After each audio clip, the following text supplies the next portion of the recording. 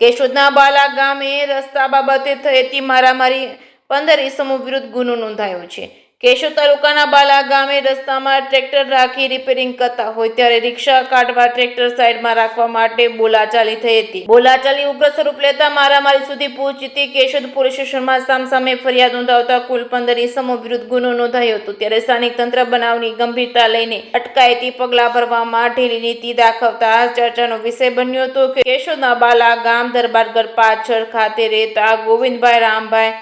એ નોંધાવેલ ફરિયાદ મુજબ તેઓનો દીકરો કરણ રિક્ષા લઈને જતો હતો ત્યારે કૌશિકભાઈ તેનો ભાઈ રસ્તા વચ્ચે ટ્રેક્ટર રાખી રસ્તો રિપેર કરતા હોય જેથી ટ્રેક્ટર હટાવી લેવા જણાવતા તે બાબતે બંને વચ્ચે માથાકૂટ અને ઝઘડો થયો હતો, જેનું મન દુઃખ રાખી 9 શખ્સોએ ગેરકાયદેસર રીતે મંડળી રચી કુહાડી તથા લાકડી તથા લોખંડના પાઇપ જેવા હથિયારો સાથે ગોવિંદભાઈના ઘર બહાર જઈ જેમ ફાવે તેમ અપશબ્દો આપી ઉશ્કેરાઈને પાસે રહેલ કુહાડી તથા અન્ય હથિયારો સાથે આધેધડ માર મારી ગંભીર ઇજાઓ પહોંચાડી હતી, જાનથી મારી નાખવાની ધમકી આપી હોય। કેશોદ પોલીસ સ્ટેશનમાં કૌશિક શરમણભાઈ ભેડા, ભાવેશ ગોવિંદ ભેડા,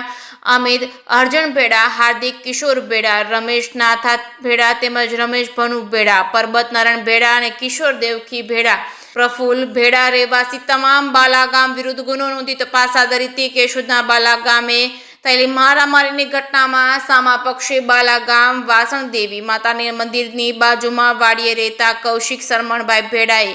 નોંધાવેલ ફરિયાદ મુજબ પોતે તેઓ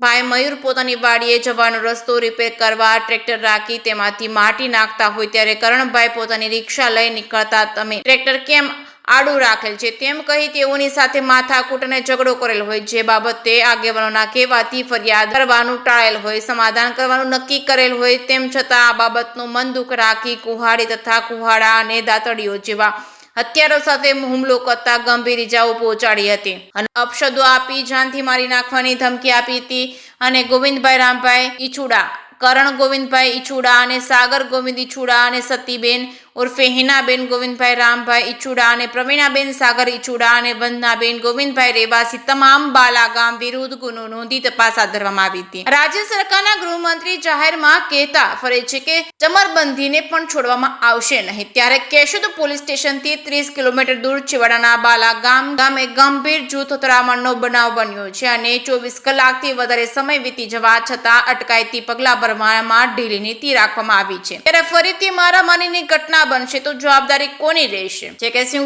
સાથે રાજુ પંડ્યા, કેશોદ।